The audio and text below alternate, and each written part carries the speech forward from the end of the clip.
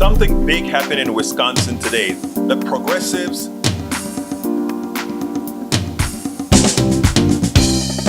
Welcome to Politics.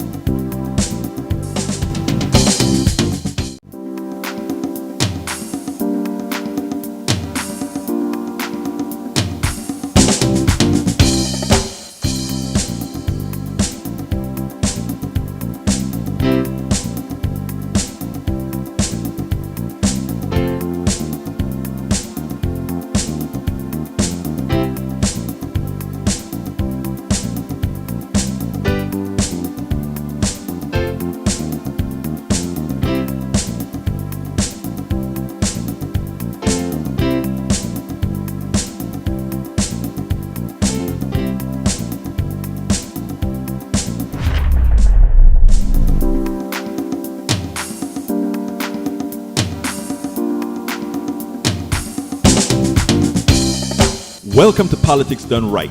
I am your host, Egberto Willies. This is a progressive program that will take the mystery out of politics.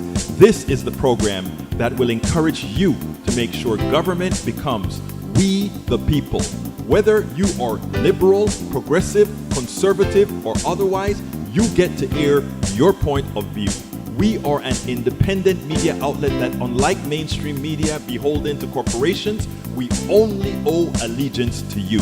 Remember, you can also send me a tweet at EGBERTOWILLIES. That is at Egberto Willies. Let us engage. It is Politics Done Right.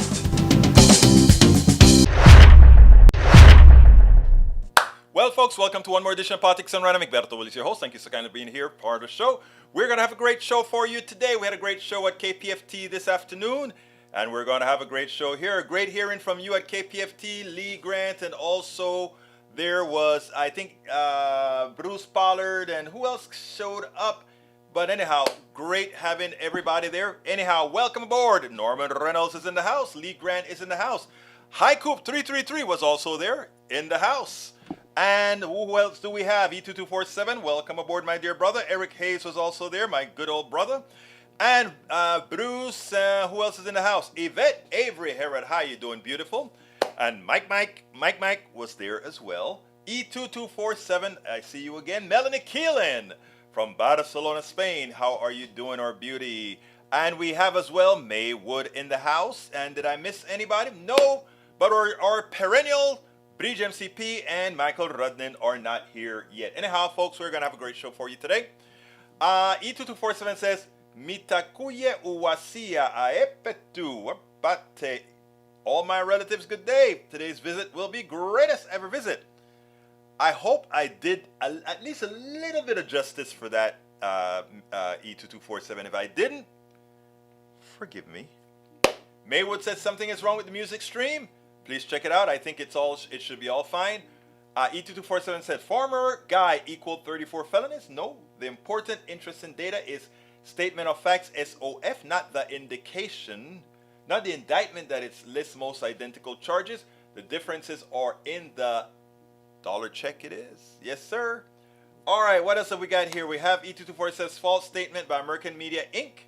Cinch cooking that goose of that loser. Former guy, 45. I mean, we can't trust them on that. What did we trust them on? All right, Bragg showed his legal theory made clearly in a news conference after arraignment, and SOF footnote cautions that the SOF does not contain all facts relevant to the charge conduct, which is to be expected. Mike says, listening while I work, small engine mechanic. Maybe you can fix my small generator. I have two generators, a big one and a small one. One is, I think, 17 kVA. The other one, I think, is 10. The 10 one, it starts to stop. It starts to stop. And I think there's something wrong with the carburetor. I don't know. Anyway, Melanie Keelan says, hi, y'all. E2247 continues. And let's see what else we got here. Mike is saying hello or bye. I hope it's saying hello. We got Eric Hayes says, teach financial literacy. Focus on the family. Looking back on raising my children. It seems like most conversations about financial matters seldom progress beyond, hey, dad or mom, can I have some money? Maybe you can relate. It's important to teach our kids to think responsibly about handling money, but that sure is challenging. I agree, Brother Hayes. One child is a deliberate saver, another spends quicker than they get it. Why are they so different? And how do you connect with each other? Maybe you struggle trying to track your own bank account and make ends meet, so you wouldn't even know where to start talking about these things with your child. Or perhaps it's part of a bigger picture on you just wish you could get your kids to look away from their screens long enough to have an actual conversation about anything, much less about money. I'd like to invite you to listen to today's Focus on the Family broadcast as Jim Daly and I talk to financial experts Matt Bell. Matt will offer insights about money, personalities, and provides helpful strategies for helping our kids learn how to manage resources with an eternal perspective in mind. I hope you'll join us by tuning into our local radio station or listening online or through our mobile app, Grace and Peace, John Fuller, VP, Programming. Hayes, is that an ad for somebody else? Or you're going to be on the program, Hayes? I would love it. If you're on the program, you can come here and ask folks to go look at your program anytime. You know, that's what it's all about. If you're on the program, I'd love to hear what you have to say. Correct me if I'm wrong. All right, we also have, Hi Coop says, catching 2 live shows in one day. Someone kick me. Make sure I've not died and gone to heaven. Well, my brother, Hi Coop 333, you got 2 shows today. You got 2 shows today. And Norman says hi to everyone. Bruce says, need a bit more sound. Maybe running of other mic. Oh, I hope it's good. I'm looking at the numbers, and we're actually clipping at the end, so I'm not sure. Tell me if I'm any better, sir. Let me know if I'm any better. Alistair Waters just joined us. She's in the house. Egberto, you're getting lots of rain. Yeah, I actually drove through a whiteout to get here, and before I got here, I had to go to my wife's job, get her car, bring it home, leave my car, all of this after KPFT, then get back here in time to do this because, again, her car kind of gets wet. It's really low, etc., etc., etc. So I wanted to make sure she didn't have to drive through all that crap. Anyway, Bruce Pollard says, we got an inch today, maybe 3 or 4 over the next few days. That will be good. And Bree says, when my daughter told me how to sort her laundry, she started to do it. When she wanted an allowance, I said, list the chores and your room isn't one of them. Chores are for family. That is cool. Anyhow, folks, what do you guys think? What you want to talk about today? I have 3 subjects that I want to talk about. But of course, you guys decide if we want to change them. But yesterday was big. Not because of Trump. Trump was an afterthought as far as I'm concerned. I thought it was just theater. And I don't see why we spent so much time on theater. Welcome aboard, Paul Fleming. So I want to ask you all, before I get into the video, I only have one video today. Do you think we spent too much time on Trump yesterday? I do. I do. But I don't know, maybe I'm just too into it to think that we should have it. So what's your thoughts? Bridge MCP says, Wisconsin liberal woohoo. That is what we're going to talk about first. And Alistair says, we have a lot of lightning here, not a lot of rain yet. We got both lightning and rain here in Kingwood. Bad orange boogeyman syndrome via the left, according to Eric Hayes. And Paul Fleming Sr. says, yes, too much coverage. Bridge MCP say, yes, way too much. Will be a year before anything. I know. So why spend all that time? Okay, let's do this. Let's go ahead and play. I think I have one video. There's a couple other videos I could show, but I think I'd shown them before. I don't remember, so I didn't pull them up. But check this out, and then we'll take it on the En el Otro Lado. Something big happened in Wisconsin today. The progressives took over the Supreme Court of Wisconsin, which is extremely important. I want you to listen to what Rachel Maddow had to say, and then we'll take it on the other side. Check this out. We'll take it on the other side. Results in the very important Wisconsin Supreme Court election tonight. Janet Protasiewicz is the more liberal of the two candidates. Dan Kelly, the more conservative of the two candidates. This is considered broadly to be the most important election in the country, the most consequential election in the country in the year 2023. As you see with these elections here, the projected winner is Janet Protasiewicz, the more liberal of the two judicial candidates here. This has very big consequences for Wisconsin and indeed for the country. I will just point out a couple of things here. This may very well mean that there is a deciding vote in the Wisconsin Supreme Court that results in abortion being legal in Wisconsin instead of illegal. It also means that Wisconsin, which is arguably the most gerrymandered state in the country, may finally get what are considered to be fair maps rather than radical Republican maps. I will also say that the Wisconsin Supreme Court is the one Supreme Court in the nation that agreed to hear Donald Trump's challenges to the 2020 election, and it was only by one vote that they refused his demand to throw out hundreds of thousands of votes in Democratic cities in Wisconsin, thereby giving him that state's election result when he had not, in fact, won it. And now the majority on the Wisconsin Supreme Court, for the first time in more than a decade, will flip from hard right conservative control to progressive control. That is a huge deal. Let me tell you why this is important, folks. Wisconsin is one of those states that are pretty much close to 50-50 with a bias towards Democrats. In other words, they've elected, if you take a look at who they elected in 2022 and even before, we have a governor who is Democrat. He was elected 51% to 47% or so. We also had the Secretary of State who was elected 48%. Again, pretty tied in the vote. We also had the Attorney General who was 50.7% by 49.3%. So the state is pretty even. The Senate candidate did not win. Johnson still inched out by a bit, by a point on Bourne. So it's a pretty even state. But when you look at what occurs when we look at the districts that were drawn for the congressional candidates, they send, and let me bring that up here, they send to Congress just 2 Democrats, and I believe it is 7 Republicans or something to that effect. It's ridiculous. It should really be pretty close to 50-50, the amount that they send to Congress. But they get a vast majority with gerrymandering for the Republicans. Now, how is that mitigated?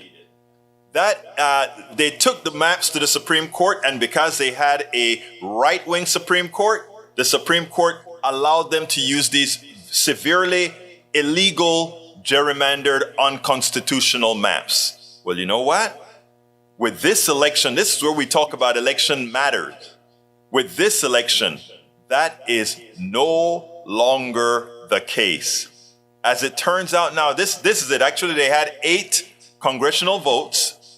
And it turns out that 2 of the 8 were Democrats, 6 Republicans. It's a shame that so many people get misrepresented. And don't let that map fool you right there. Because in the red areas, nobody lived there. Most of the population in Wisconsin, you'll find in Madison, you'll find in Milwaukee, you'll find in Green Bay has a substantial population, and Kenosha and a few other places. But again, what we're looking at now is the repair of democracy. And you know what should be scary for Republicans? The race was not even close. This election is not only important for Wisconsin, this election is important for the entire country, because if we get the amount of congressional seats out of Wisconsin that we need, in other words, seats that are not gerrymandered out of Democratic control, it is much easier for Democrats to control the House again in 2024. Not just control the whole House by 1 or 2 votes, but if we get this results in Wisconsin, if we get the North Carolina maps taken care of, if we get the Ohio maps taken care of, it means that in Congress, we will have the appropriate Democratic majority that should be there based on the values of the people in the United States. Abortion, guns, and progressive values win big, even in states that are not big democratic states, because progressive values are what most Americans want. Remember that. Absolutely so, folks. Absolutely so. And yes to Yvette Avery Herod, who says, remember, don't forget, a union guy, a working class guy, became mayor of where? Became mayor of Chicago. And here it is, folks. Brandon Johnson wins race for Chicago mayor, securing big victory for progressives. And then it says Cook County Commissioner Brandon Johnson won the race for mayor of Chicago Tuesday by defeating former Chicago Public Schools CEO Vallas in a major win for progressives. I was so happy. I was so happy to see what was going on in Chicago, and I want to give you kudos, Yvette. All the you union folks went out and worked your behinds off to make sure that what the people want they would get. I understand that one of the leadership in the Democratic Party was supporting his opponent, but he was the progressive candidate, and the other guy wasn't a bad guy. But the person who needed to win won. So thank you for pointing that out. I was going to talk about that, but I was going to do that later. But so you got me ahead of time to get it. Now, the other thing I want to talk about isn't what I intended to cover, but what I found as I was posting the show at Daily Kos. It's a very important story. Not that the others aren't important, but to my brothers and sisters, to my Republican brothers and sisters, I ran and brought this to the fold because I wanted you to see what the leadership of the right is doing to our Republican brothers and sisters. It is imperative. It is imperative. I'm not telling you guys to become Democrats. I'm not telling you to become Republicans. I mean, to become progressives. I'm telling you to just become what's good to make sure you're healthy. Do what's necessary to make sure things work right for you. What do I want to show you? This was written by Paul Krugman, Understanding the Red State Death Trip. Last Friday, the Medicare trustees released their latest report on the system's finances, and it contained some unexpected good news. Expenditures are running below projections, and the Hospital Insurance Trust Fund won't be exhausted as soon as previously predicted. Wow, great news. But what does that mean? But one important reason for this financial improvement was grisly. COVID killed a substantial number of Medicare beneficiaries, and the victims were disproportionately seniors already suffering from severe and expensive health problems. So we save a lot of money there by them dying. You remember what Grayson said? Republicans want you to die quickly. If you get sick, die quickly.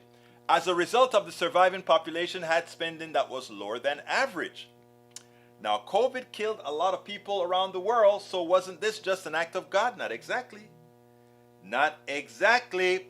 You see, America experienced a bigger decline in life expectancy when COVID struck than any other wealthy country. Furthermore, while life expectancy recovered in many countries in 2021, here it continued to fall.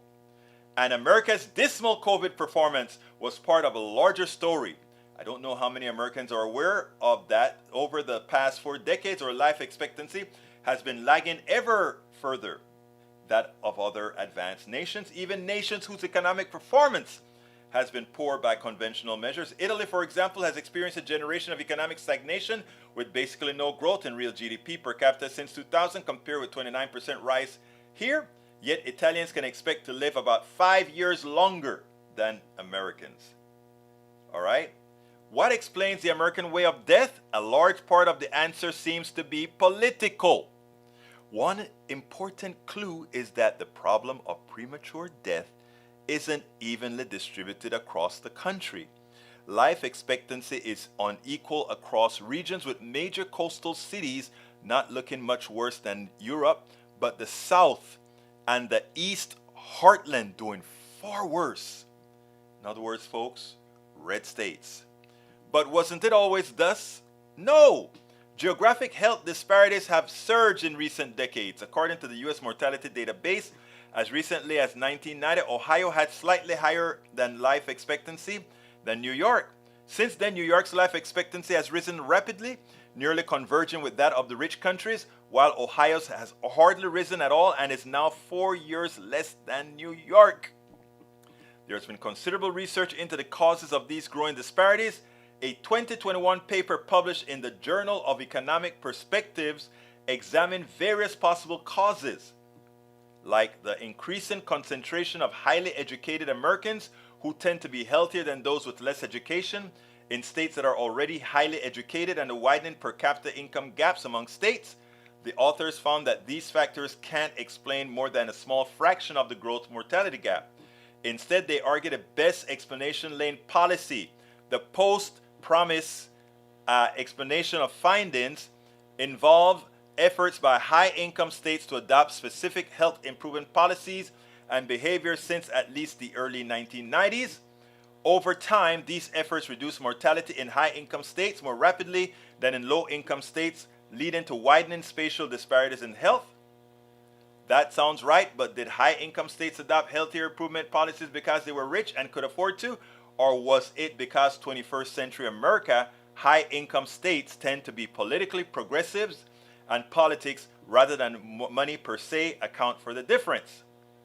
There is in fact a strong correlation between how much states' life expectancy rose from 1990 to 2019 and its political lean, as a measure by Joe Biden's margin over Donald Trump in the 2020 election, a correlation slightly stronger by my estimates than the correlation with income. There are several reasons to believe that America's death trip is largely political rather than economic. One is in the comparison with European nations, which has had better outcomes. Another is the fact that some of the poorest states in America with the lowest life expectancies are still refusing to expand Medicaid, even though the federal government would cover the bulk of the cost, and the failure to expand Medicaid is killing many hospitals.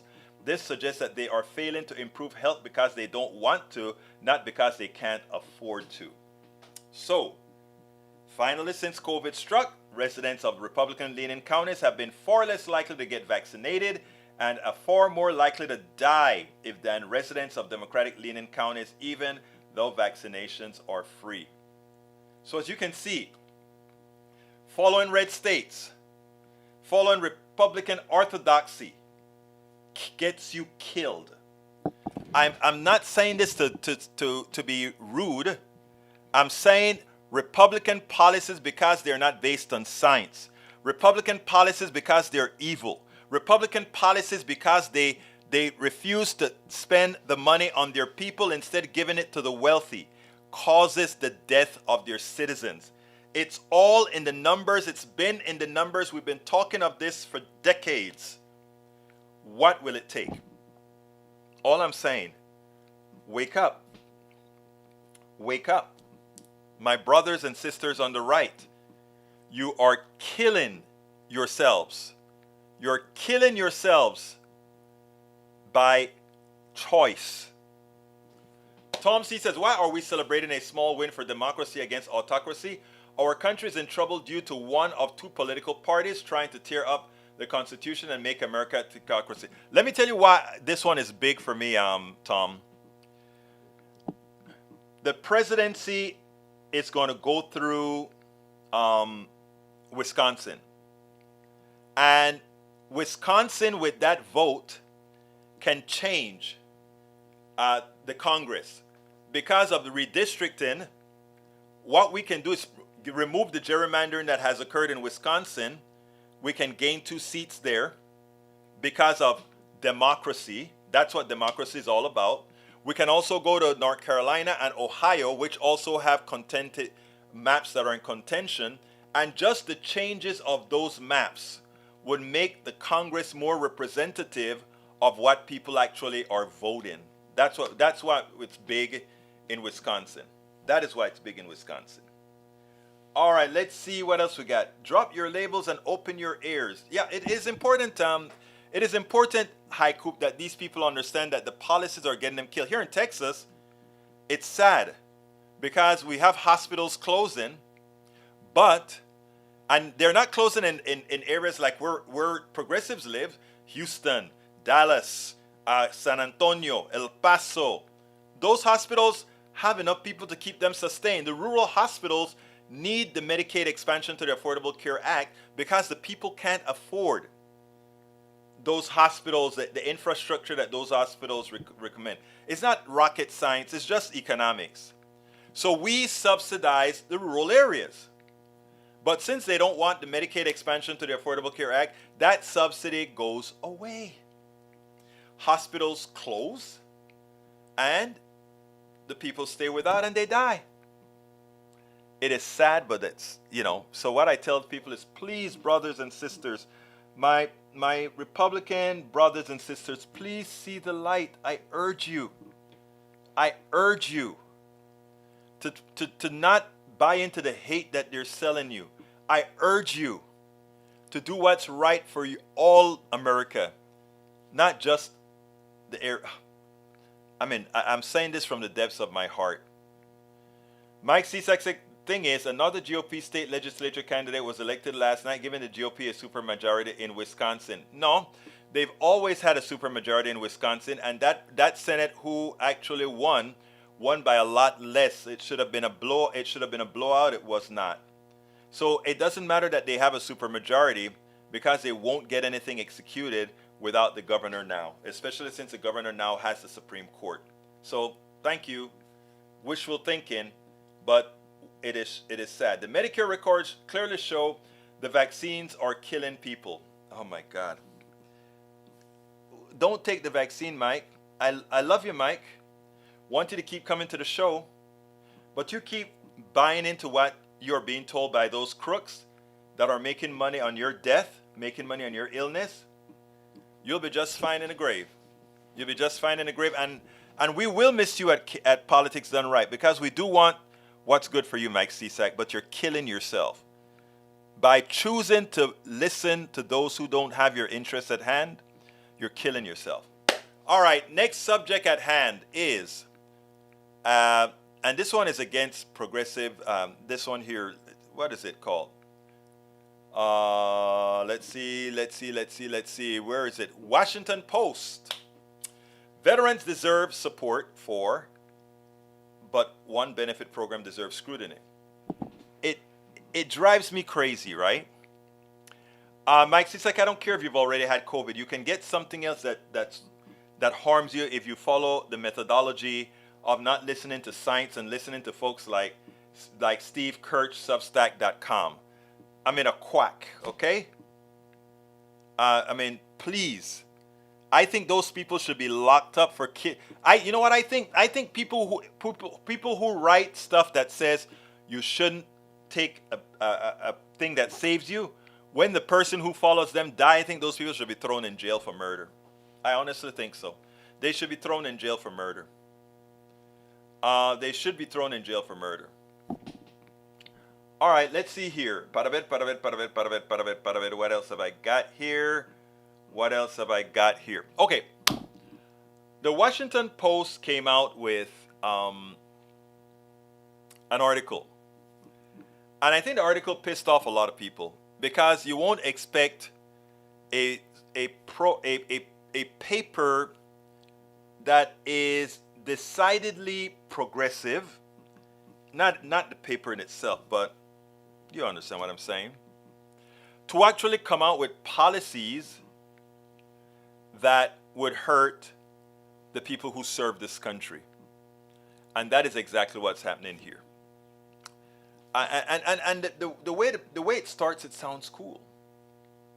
It sounds cool. It says, the title of the opinion from the editorial board says, veterans deserve support, but one benefit program deserves scrutiny. And I'll tell you in a nutshell what they want to do.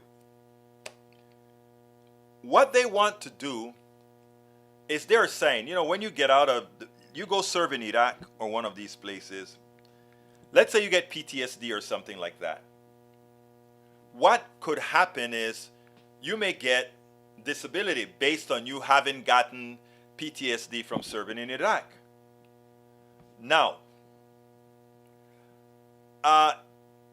when you get back to the United States and qualified for the PTSD, if you get a job and you're still going for treatments and so forth, you continue to get that extra benefit, right?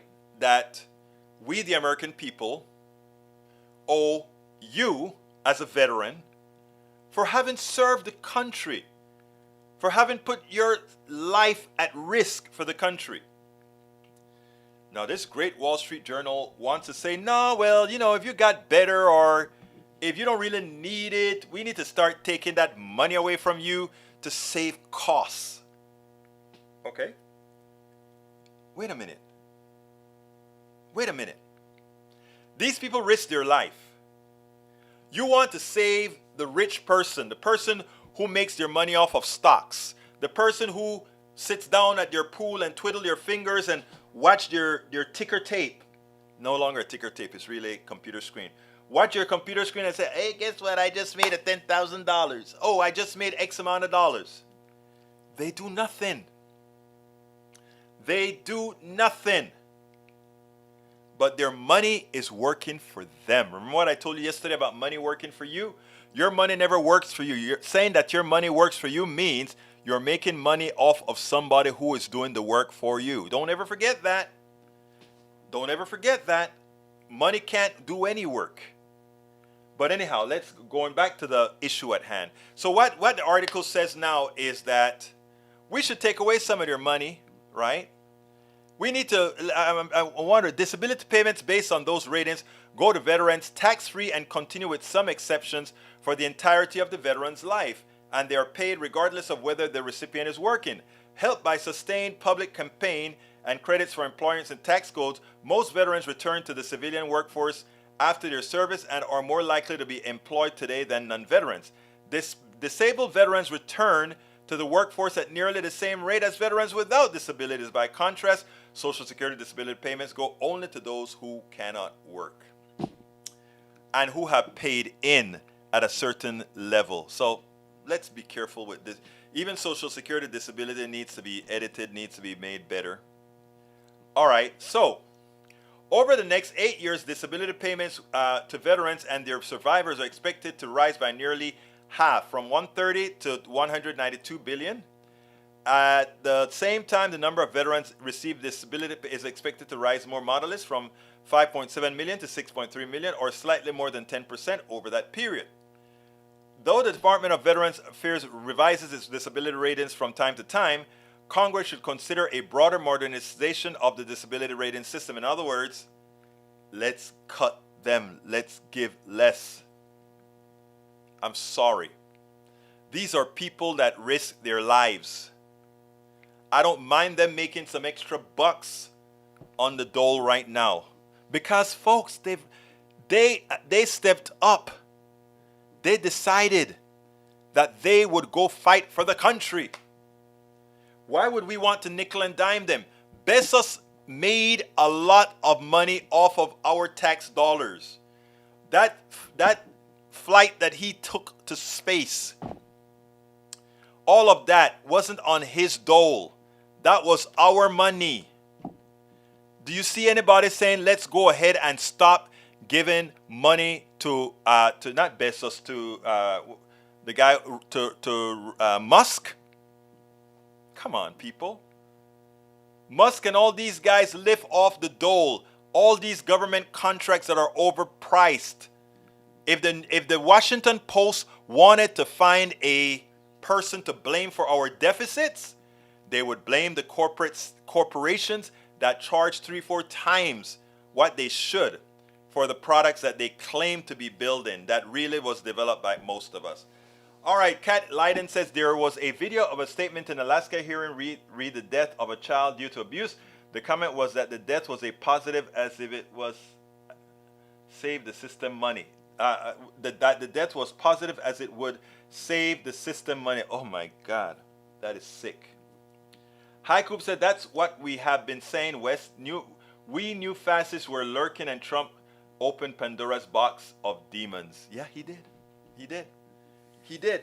All right, Egberto, if it could be given to other like people, say PTSD person dies for some reason and their will says to go to a non-veteran friends, would you be okay with that?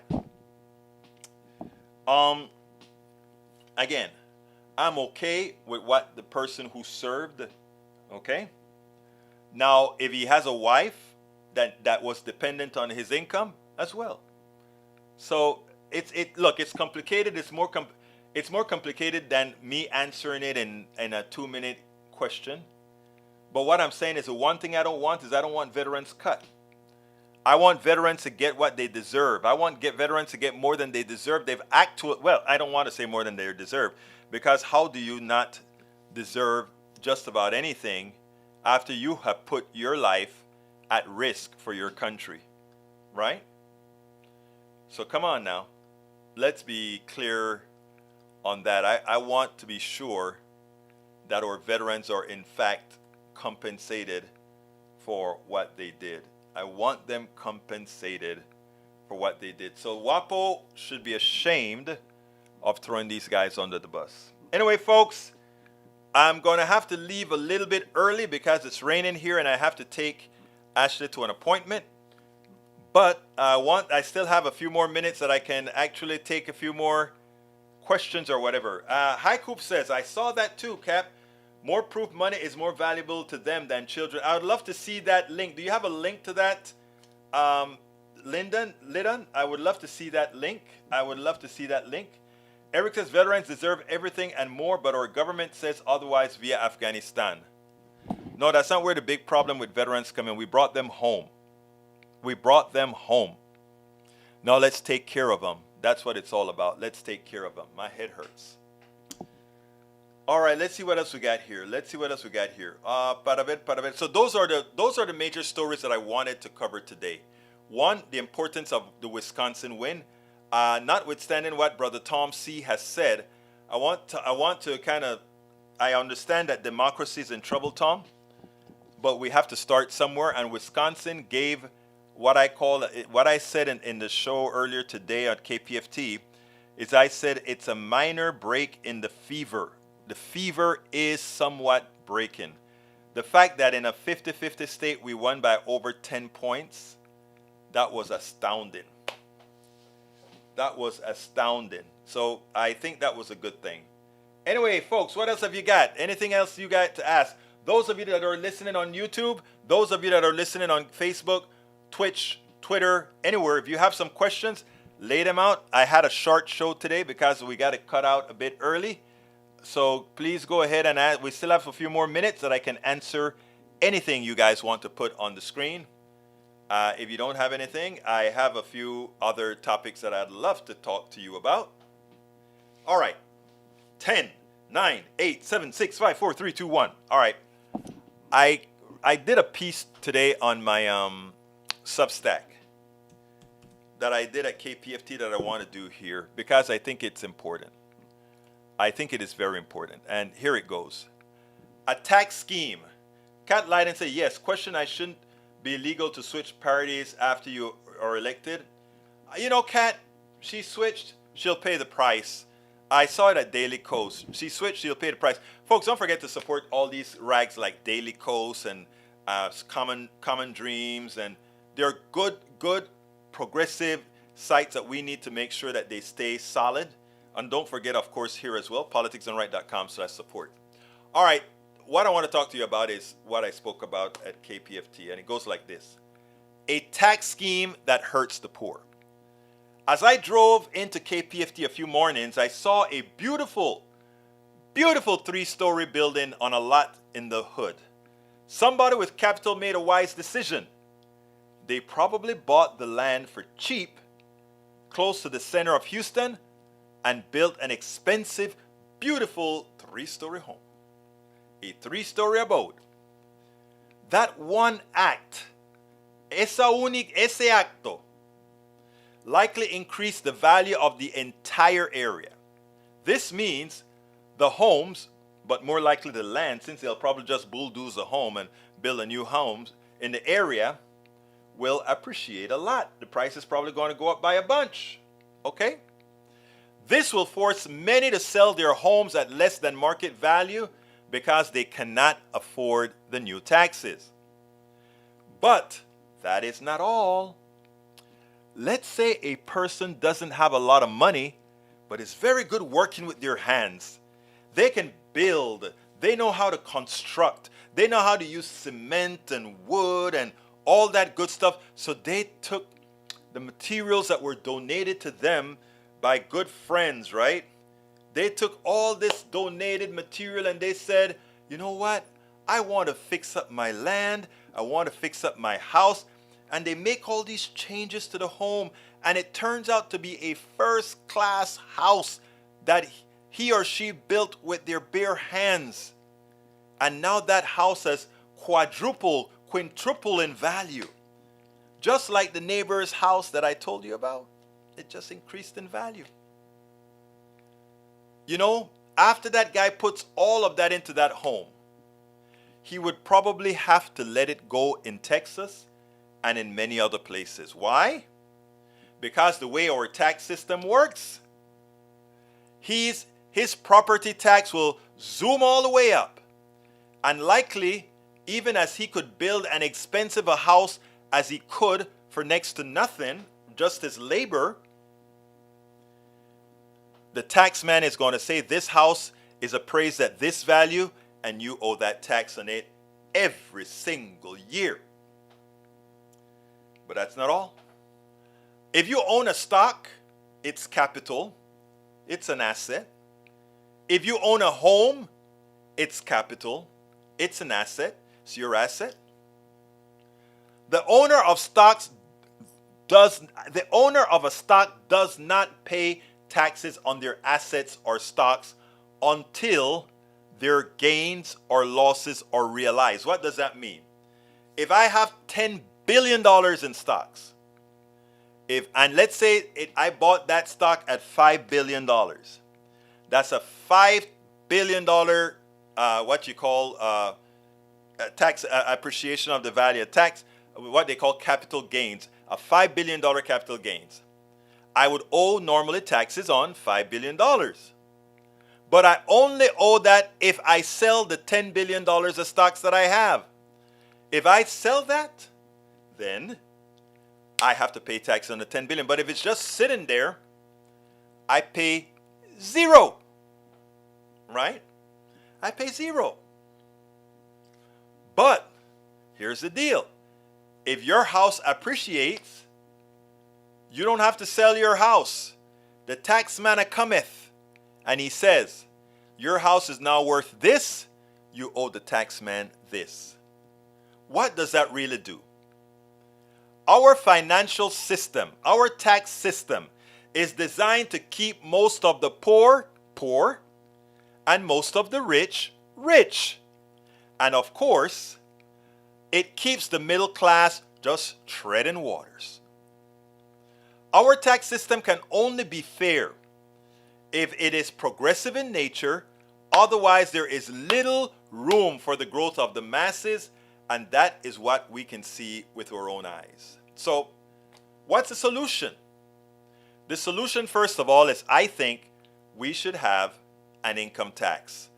Both Texas and every state should have an income tax, because you can make sure that the first 100,000 or so in income goes tax free. And you can also, from that, thereafter, have a progressive tax on whatever other income you make. And then, with respect to assets, if you have financial assets, not a home, financial assets that appreciate, whether sold or unsold, you should be able to collect a tax on the current value of said asset.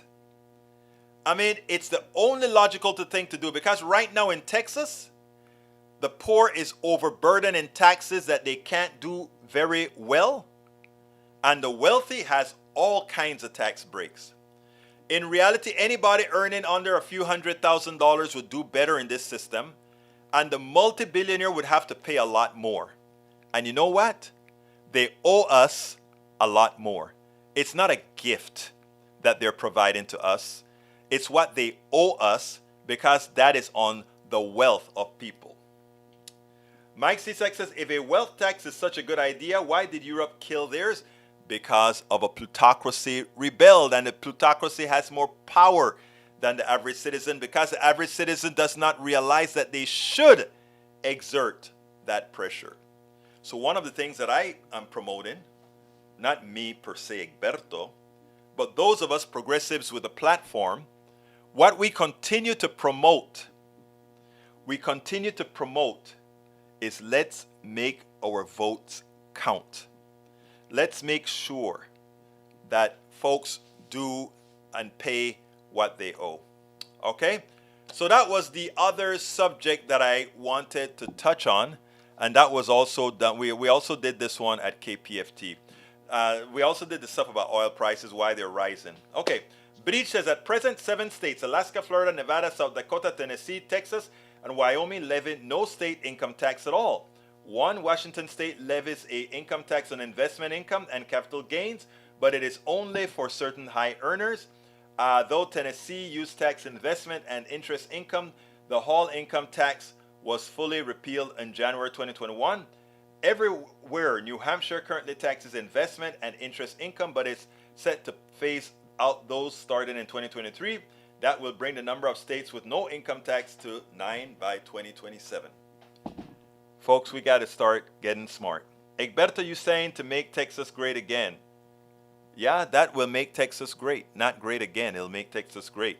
Okay? Not great again, but it'll make it great. So, anyway, folks, I got to get out of here early. Any other quick questions or comments that anybody wants to tell me before I leave? Because I got to go prepare to drive, my daughter to an appointment. Anything else that we need to talk about real quickly? I got about 2 minutes. 2 minutes, 2 minutos. So come quick with any questions that you have in the next 2 minutes, and I promise I'll get to that in the next 2 minutes. Next 2 minutes. Replying, Bridge MCP, California. Tom C said, as a vet who worked for the VA, I believe there are many vets who never get compensated for services connected disabilities, especially those with PTSD who never applied for benefits or commit suicide. You are so right. Bridge says, Egberto, when is your eye surgery? Tomorrow. I do my right eye tomorrow. So I'll likely be doing my show with a patch tomorrow. So, hey, I love you guys. You actually remembered, girl. Thank you. I am touched. Thank you. Thank you. And thank you. Anyway, folks, since I don't see any other comments yet, let me see. I'll go ahead and get out of here. Tom, whoa, good luck, pirate man. Pirata. Pirate in Spanish is pirata. Mañana voy a ser un pirata en el ojo derecho. En este ojo aquí. All right. I'm going to get out of here. My name is Egberto Willies. This is Politics Done Right. And you guys know how I end this baby. I am what? Out.